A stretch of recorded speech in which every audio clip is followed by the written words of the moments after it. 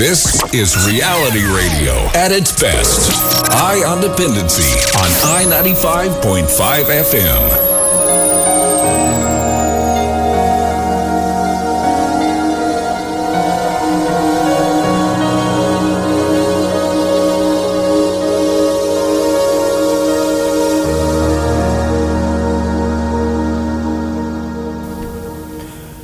Trafficking in persons is a serious crime and a grave violation of human rights.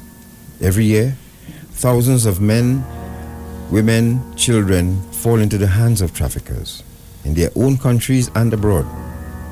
Almost every country in the world is affected by trafficking, whether as a country of origin, transit, or destination for victims. This evening on Eye on Dependency, we share an interview with Sarah, a teenager who was coerced into the sex trade. Sarah is the first survivor of sex trafficking that we've been privileged to interview, and we thank her for telling her story.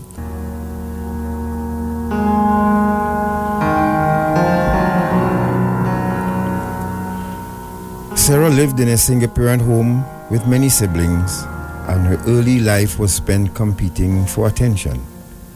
As the relationship with her mother began to sour, Sarah was sent to live with her father, with whom she longed to develop a bond.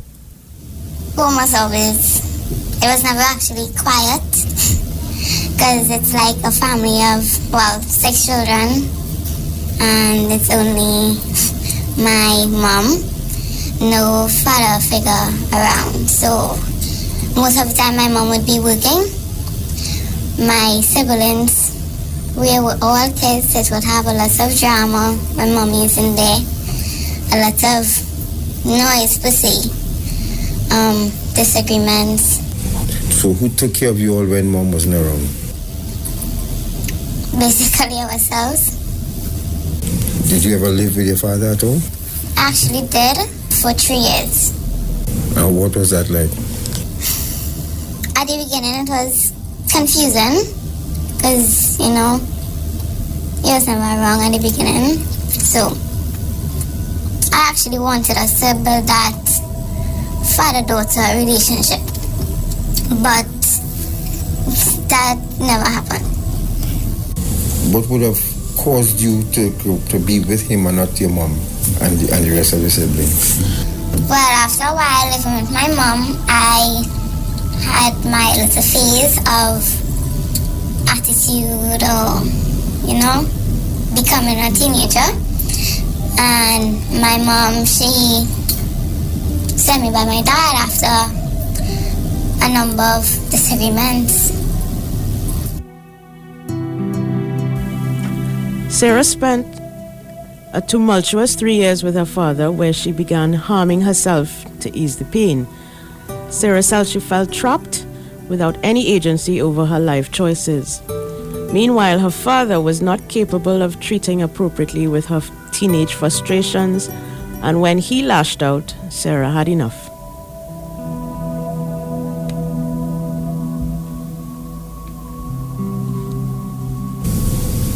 He sent you back by your mom afterwards? Well, yeah, after the 3 years, I basically couldn't stand living with my dad anymore, because Why?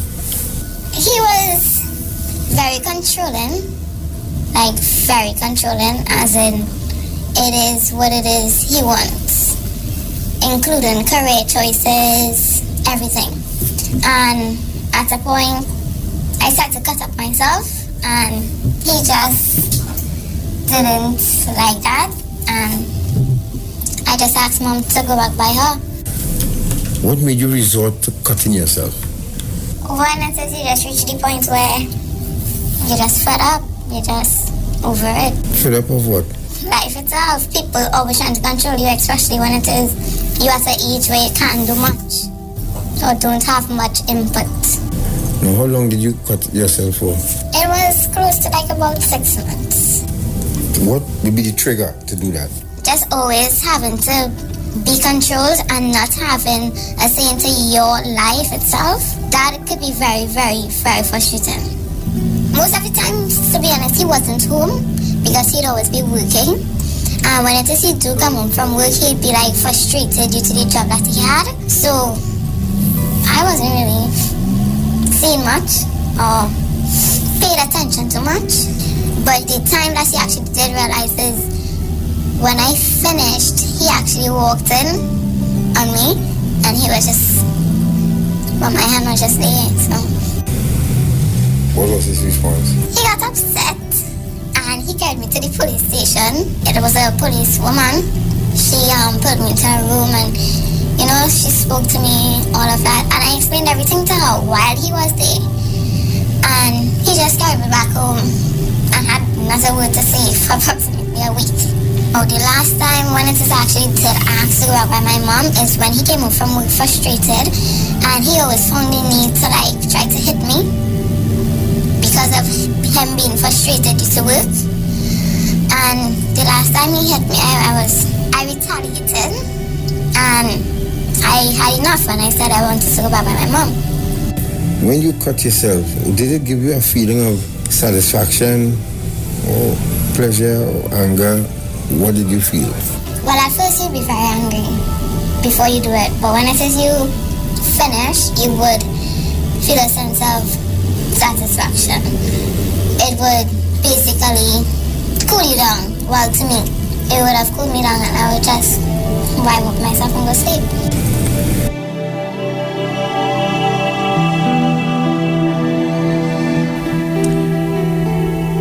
A very tiny, frail Sarah from South Trinidad was back at her mother's home. The situation had not improved. Money was tight, so Sarah took up a part-time job to support herself through school. However, when her mother began to suffer physical abuse at the hands of a male friend, Sarah decided to escape to what she thought was a safer location. When it is I went back by mommy, it was a doggy dog.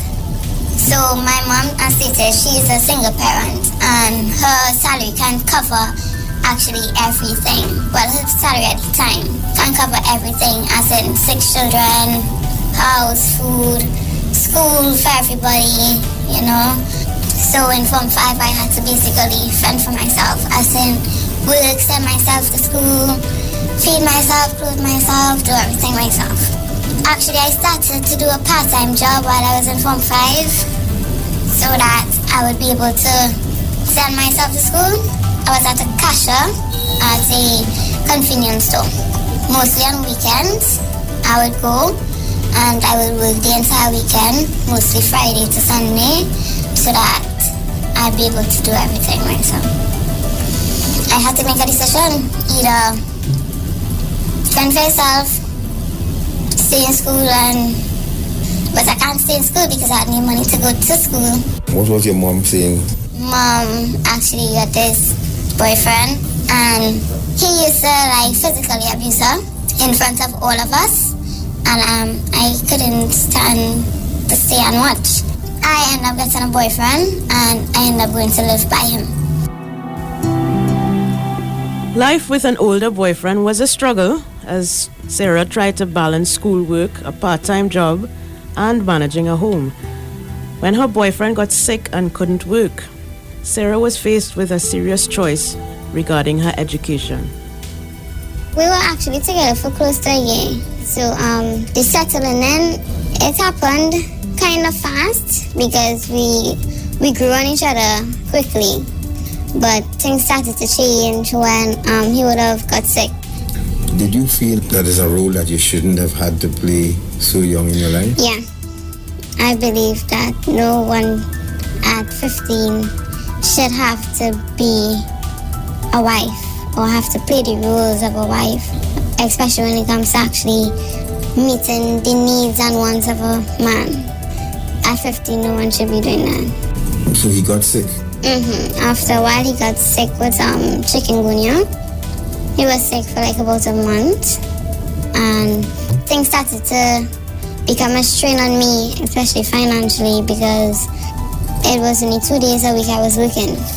So the amount that I would make wasn't actually providing enough when I just got sick, I started to take more days to work than to go to school. I would start from Thursday to Sunday. How was it affecting your schoolwork? It was greatly affecting my schoolwork. It was a big strain on me. It was really hard. I had to make a decision. Either I stay in school and stay hungry, or I be able to work full-time and take care of myself properly. It would have been a couple months before I actually write the exam. Did you consult anyone with that? Or I actually did. I spoke to my boyfriend. He told me that it wasn't a good idea. I should stay in school. He would get back up. And I'm like, what would I do in the meantime? I actually went and spoke to my mom. I went to her and I said, this is too hard for me. I'm going to drop out of school. And I'm telling you because I think that I need to. And she said, no, you shouldn't. I said, why not?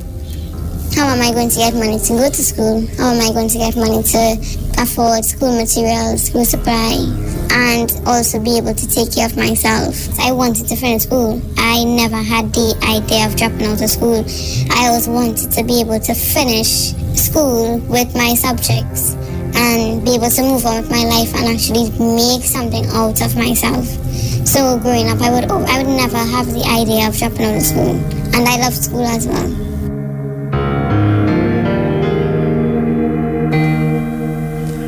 Scouring the newspaper for job opportunities, Sarah found something that interested her.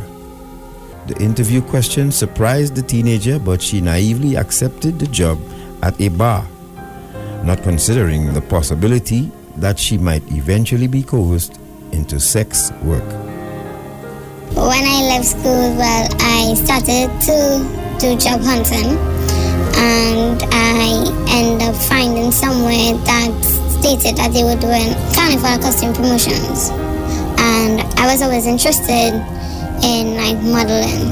So when I saw it, I thought that it's an opportunity to build myself, especially in the modeling career. And I went to the interview, and that's when things started to go left. So what was the interview like? Where was it? Office building or? It was at a house, but the house, you can tell that business happens there due to the fact that there's an office and the way everything is set up. So it wasn't anything fishy or anything like that. At the time, it had 2 females in the house and another person who came to be interviewed as well. The interview, it started okay. Questions about if I ever did promotions, if it is I am into modeling, and then I was asked if I'm willing to do adult entertainment. Now at 15, I don't know what is adult entertainment. So I'm like, what? And he's like, being able to please man. And I said, no, I'm not interested. So he offered me a job as being a cashier at a bar. So I took the bar job, the cashier job, instead of having to do the adult entertainment. But while I'm there, the other person is a female who came to be interviewed. While we were sitting waiting for him, she told me that they do adult entertainment as an escort and all of that. And I was like, I'm not interested. I'm just going to do the bar job. While employed at the bar, Sarah was being carefully groomed by the owner and gaining her trust. It took less than a month for him to coerce her into servicing a client. Although she was uncomfortable about what she was being asked to do, Sarah was already convinced that she had no other option. It starts off okay, and he started to basically flirt with me. First, as in, he would always message me, or like, you look nice today, or try to, talk to me nice, and always trying to be a gentleman. Were you okay with the flirting? I actually started to like him, so I guess I was okay with it at the point in time. He would always give me attention, always give me things that I'm actually seeking for. He is that type of person to read a person and know exactly what it is they want or what they need So if it is he thinks that you're lacking attention, he'll be able to give you 100% attention. If he thinks that you're lacking love, he's the person to give you all the love that you need, so that you'd always think that this is the person for you. And how did the other girls feel about that? They started to become very jealous, so they would always try to create drama when I am involved, and he would always defend me, always pick up for me. So if they come and be like, why did you do that? You're not supposed to do that. He would look at them and say, leave her alone. She could do what she wants. So all of that got me, thinking that he's actually on my side. What manner did he pop this big question to you? While I was working, he was looking all stressed. So I asked, what's wrong? And he said, I have a friend who actually wants a job to be done, but I don't have anyone to go do it. I said, oh, okay. So what's wrong with the girls? And he said, well, one is supposed to be working in the bar, and the other one, she's apparently on her period. I said, oh, well, I will work in the bar for the person who's in the bar, and she can go ahead. I'll hold on for her. And he's like, no, she can't. Would you be able to do it for me, please? I don't have anyone, and I really need you to do it for me. I can't lose this customer. And he kept begging, or pleading, until I eventually said, okay. So what you had to do to prepare? I just went home. When I went to my boyfriend was not home. Thankfully, so I didn't have to explain anything to him. I just got home, changed my clothes, and I went back to meet him. And when it says we were on our way, he gave me the rules, as in no kissing, always use a condom, no exchanging of names, contact numbers, emails, anything like that.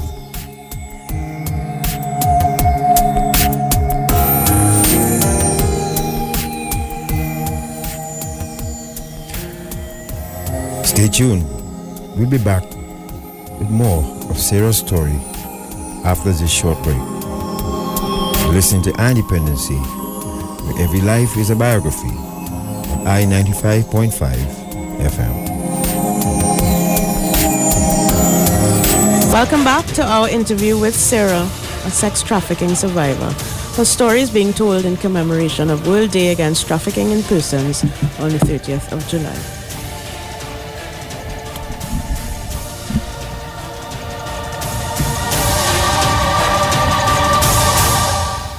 Sarah tearfully describes her experience of having sex for money. She was afraid and felt disgusted afterwards, but her pimp was even more attentive and caring, lulling her into a sense of security. She also had to hide her distress from her boyfriend, who knew nothing of the teenager's new profession. He took me to the hotel, so he took me to meet the client. And when he met the client, they exchanged words, greetings, and then the client would have given him money, and then he would have come back to me and hand me condoms. And at that point in time, I was ready to change my mind. I was like, I don't think I could do this. And he's like, but we're already here. Do it, please. Like, I really need you to. So I was like, okay. And I went to get the job done. The client took you up to his room. Yeah, we went up in the elevator. There was an awkward silence where no one would speak or look at each other directly. And when we got to the room, he just offered me water. I said yes, and then, well, yeah. Did you have to prepare yourself physically and mentally for this? Physically was just the appearance. Mentally, yeah, I had to prep talk myself. As in, just go in, get it done, and that's it. And how long did that visit last? Well, he paid for our session, but it lasted like about 30 minutes, if so long.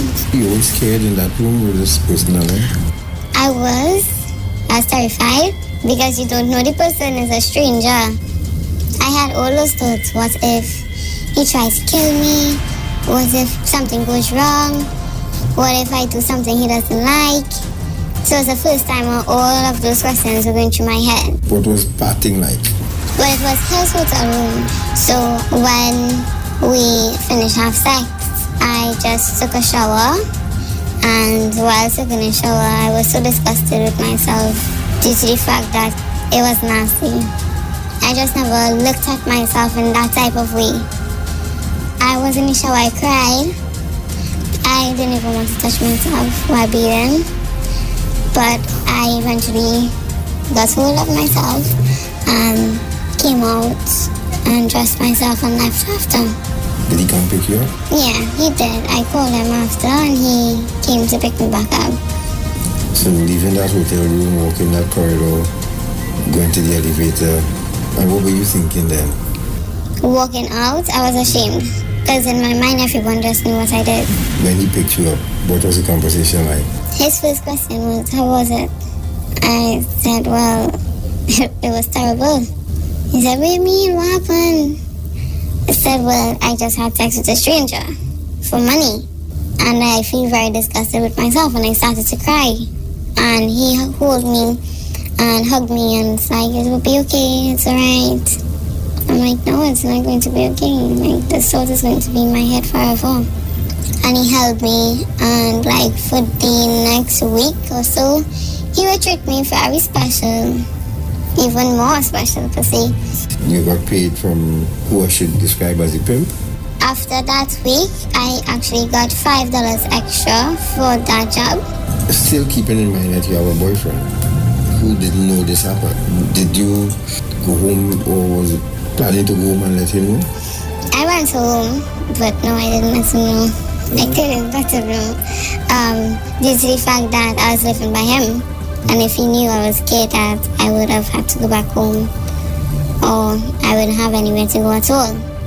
And not only that, but he already did so much for me as in helping me out with school and everything. I felt like I would have been a huge disappointment.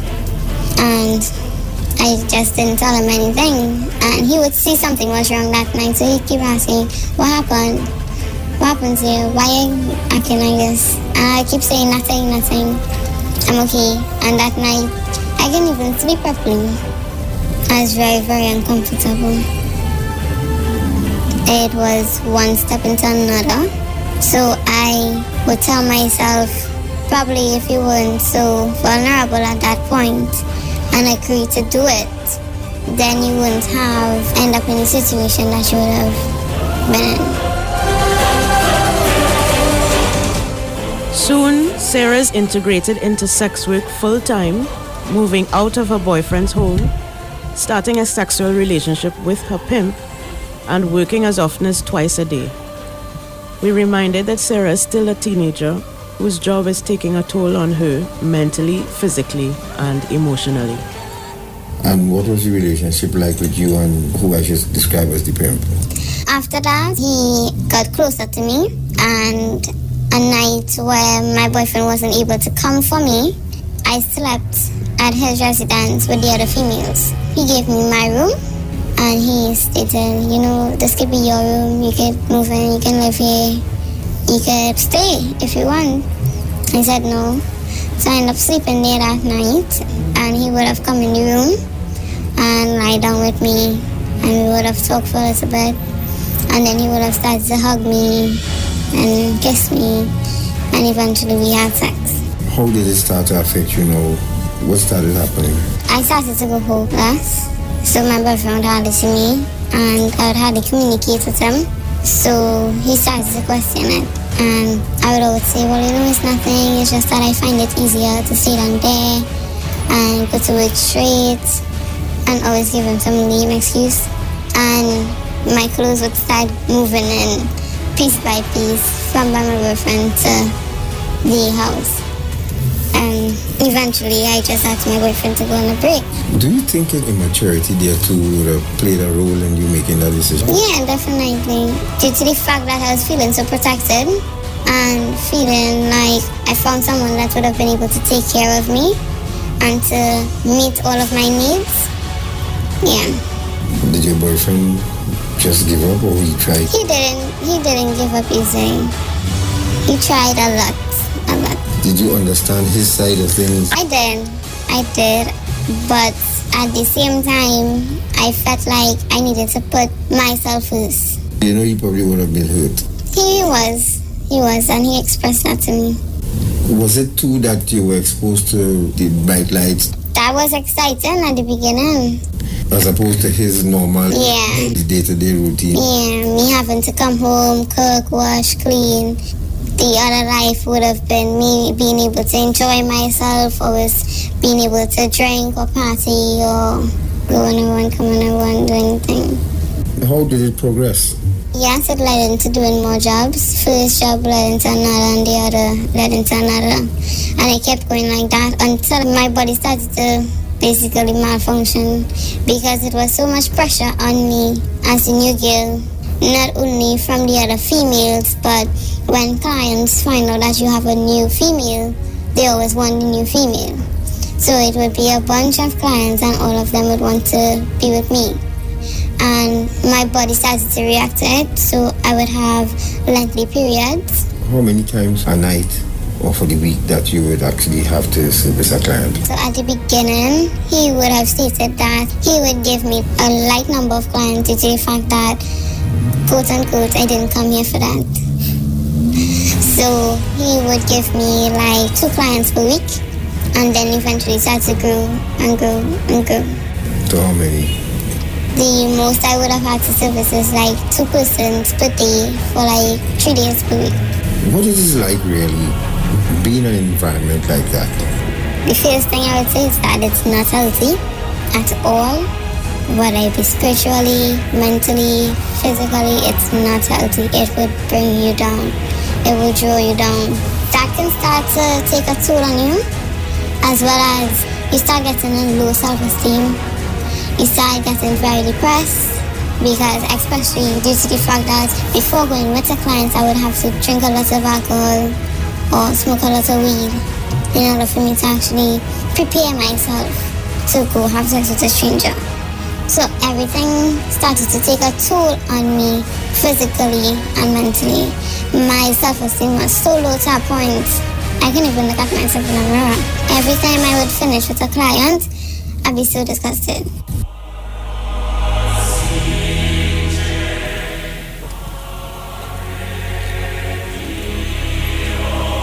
The physical changes to Sarah's body while regularly performing sex work were made worse when she was inspected to make sure she wasn't lying about being on her period.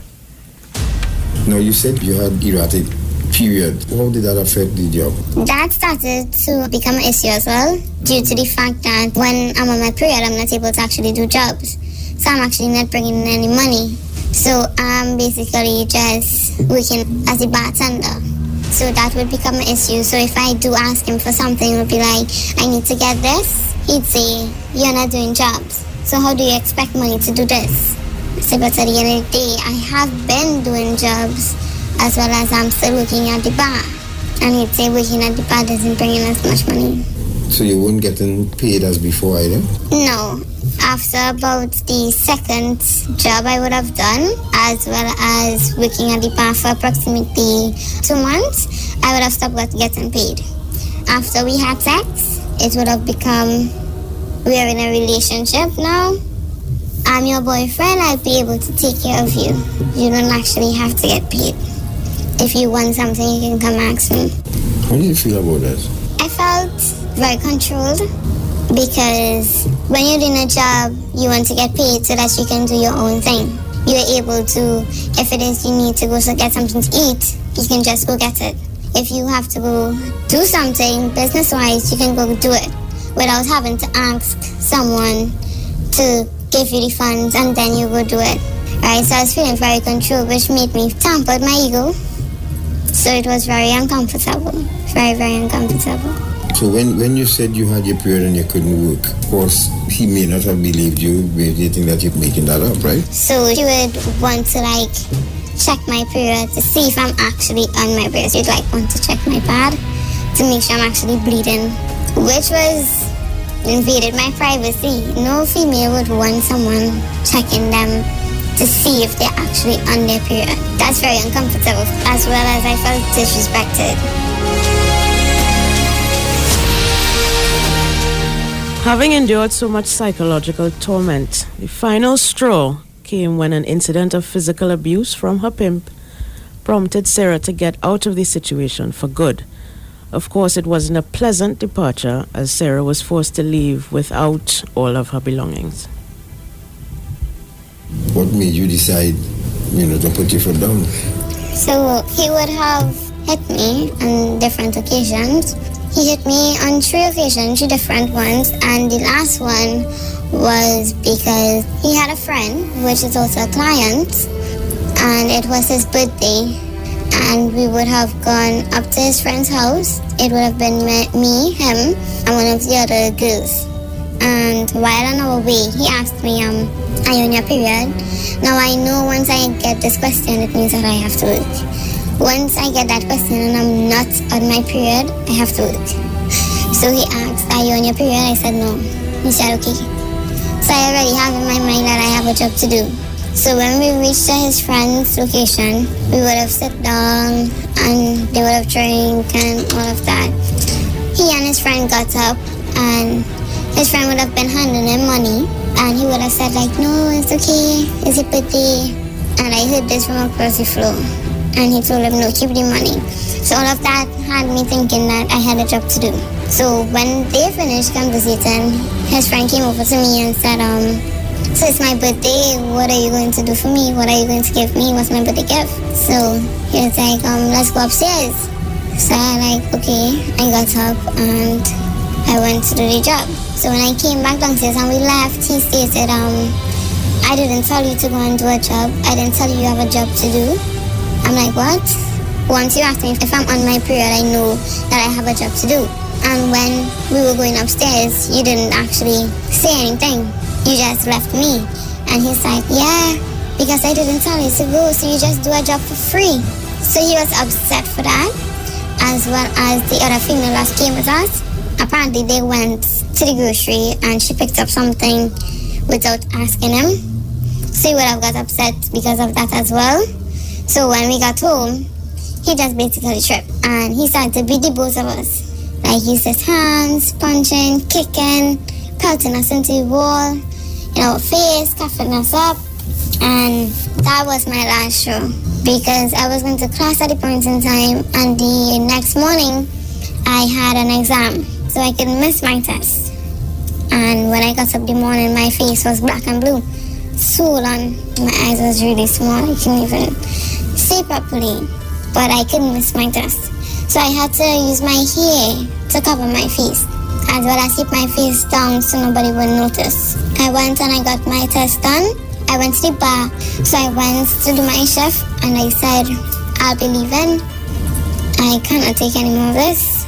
I will be leaving. His response was, okay, go and pack your stuff. So I went up the road and I started to pack. He came and he started to beg me to stay and started to cry and started to unpack my stuff.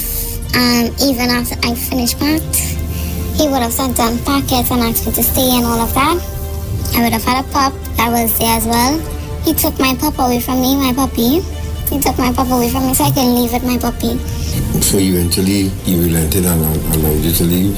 No, well, it was about 4 garbage bags. I could have only carried one at a time. So he said, if you leave and I close this door, you're not coming back in. I said, I don't really want to come back in, I just want to get all my stuff. And when I left with the first bag, he closed the door. So all of my stuff stayed there and he wasn't opening the back. So I just left with the one bag I had and I went home. Were you relieved to be back home? I was.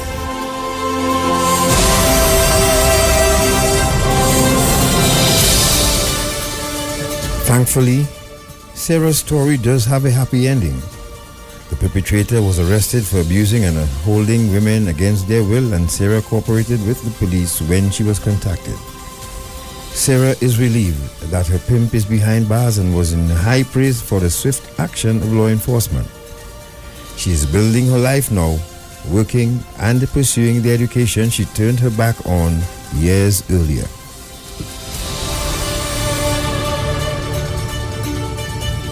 How did you make that transformation now from being on your own to going back to a house with lots of brothers and sisters?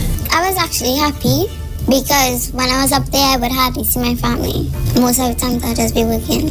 So within a 3-month time frame, I'd see my family probably twice. So I was happy to be around them all the time, get to know each other more, or well better, because everyone changes. So I was happy, and throughout that time frame, he kept calling, and when I wouldn't answer, he would just show up, and he would come and he would be begging and asking me to make back, and eventually all of that stopped when he got arrested. So how did it all come crashing down for him? He was arrested for having females captive against their will, and that would have happened when I would have left. One of the females that would have been staying there as well, she would have left about 2 weeks after me, and so he basically only had one other permanent female. The others, they would work as well, but they would come and go, just come do their job and go. But it's 3 of us used to actually stay there, so only one person was left, and he had to get other females to get the job done. And at that point in time, Venezuelan females, they had now started to become plentiful in Trinidad, or wanted by Trinidad men. So he found it necessary to hold 2 Venezuelan girls captive against him. And at the time they were screaming and crying because apparently they were getting beaten, and the neighbors would have called the police. So how do you feel now knowing that this pimp is behind bars now? I feel relieved to see the fact that there are lots of females, vulnerable females out here. A lot that is trying to always make a quick dollar, or a lot that is just trying to get bills paid. And when people like him see people that he can prey on, he will pull them in and use them to bring in as much income as possible. So that is a big relief to me, because I have sisters as well, and I don't want someone who actually knows what young women want to be using them. This would show as well that our law enforcement officers are on top of this and working, assiduously to bring these perpetrators to justice. Yeah, they worked on it really fast. They found out about me and they contacted me in less than a week. And after they contacted me, they would have started their investigations and interviews and everything like that, and everything to me happened fast. When you went back home, what did you decide to do with your life? I started to work at a grocery. I was a cashier there, so I worked there for a little while to bring in income, as well as I wanted to start back to go to classes so that I could actually get my subjects. And that's when everything started to become good again.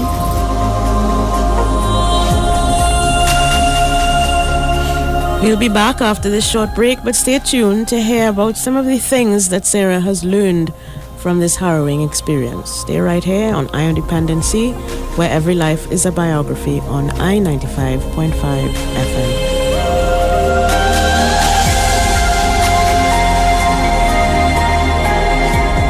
Welcome back to our interview with Sarah, a sex trafficking survivor. Her story is being told in commemoration of World Day Against Trafficking in Persons on 30 July 2018. Sarah's advice to fathers is to be involved in their children's lives rather than merely just providing financially.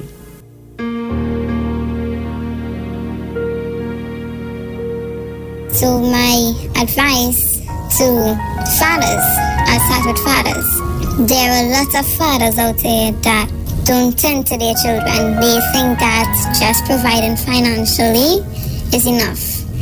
A child actually needs a father figure, whether it be a son or a daughter. They need their father. Fathers need to be able to know what's going on in their children's life. Ask questions, be open.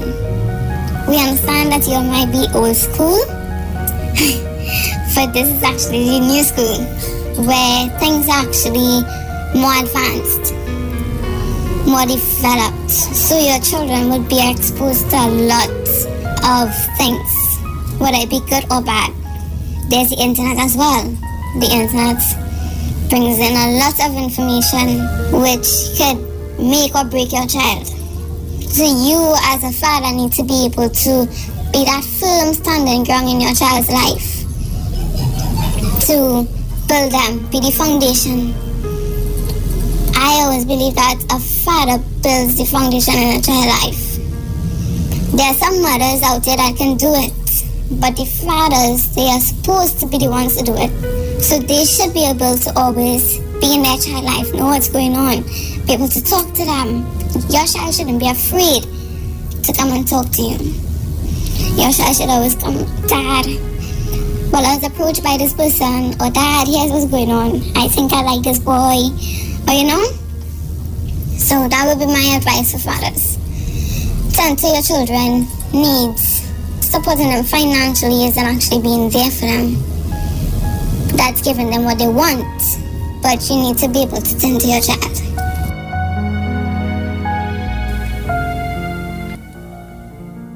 Sarah urges mothers, as the primary caregivers, to put their children first and not to abandon them or neglect their needs because she, the mother, is seeking attention from a man. My mom, she would have been independent for a long time. So it would have had times where she's actually vulnerable and a man would want to come into her life then. And she would be open to it. And she would be blinded by this person so much that she's not actually seeing how much it's affecting her kids. So as a mother, you need to be able to have your mind so strong, or build your mind so strong, that your mind or your main focus should always be your kids. Even if you didn't have a great childhood, you should be able to always keep your focus on your children. Their well-being, their education, everything. A lot of women, mothers out here, allowing men to come into their life and take charge. And some of the men would come in and put your children on the back burner. But you wouldn't realize that because you're so into him. And that is why we'd have most of the issues where persons are actually being put in homes due to the fact that their mother wants to be able to live with this person. And he doesn't want to have kids, or he doesn't want kids around. So she would now try to seek her interest to stay with that person and put their kids in a home, or send them by a relative, not knowing that they're being ill-treated by this relative or in this home. And you're so blinded that you're not actually seeing your children crying out.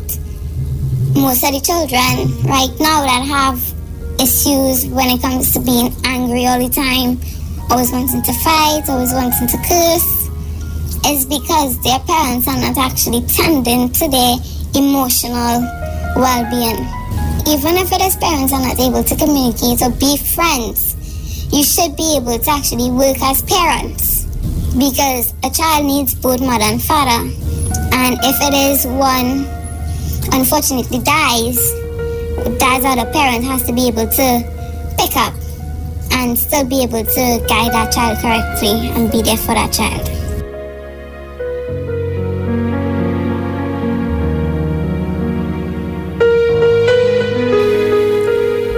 Finally, Sarah offers advice to girls and young women to speak with someone about what you're going through, or you would become vulnerable to the persons who want to take advantage.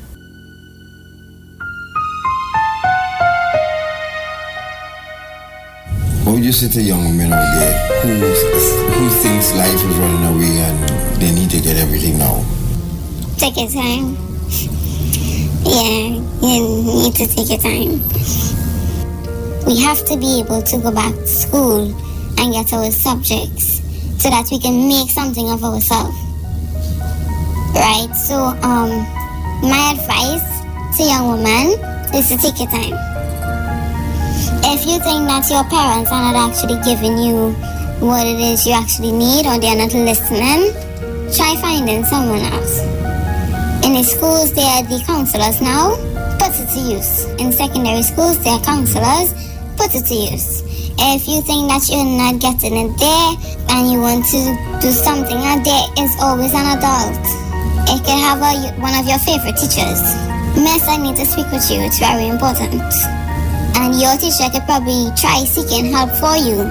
Whether it be counseling, social services, there is always someone to speak with. And the flashing lights and the glam life and the life that everybody is seeing on reality TV right now, it can't be made in a blink of an eye. You have to be able to work to get what it is you want. At the end of the day, you know what you want. Those reality stars know what they wanted. And they worked in order to get that. Not everybody is born with a silver spoon in their mouth. So when we're actually not born with that spoon in our mouth, we have to be able to put that spoon in our mouth for ourselves. But you have to be able to work hard. And the easy road looks so nice because it's shorter and we don't have to do much. But with that shorter road, there's a lot of bumps and holes and cracks and a lot of animals and persons waiting to just grab us. So the shorter road is really hard because sometimes you go in and you never come out. I was fortunate to come out, but it have some persons that never made it out. They were probably seeing the light, but they never made it out.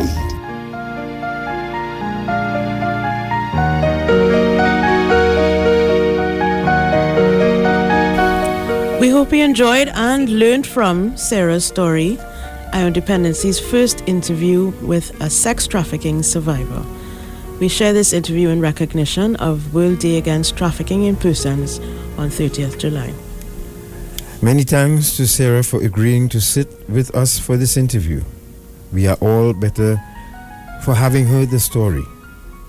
A special thank you to the Ministry of National Security and, of course, Director of Counter Trafficking Unit, Ms.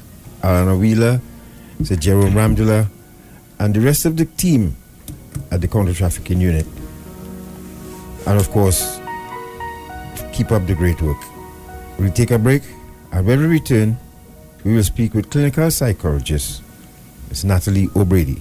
You're listening to Dependency, where every life is a biography, right here on I-95.5 FM.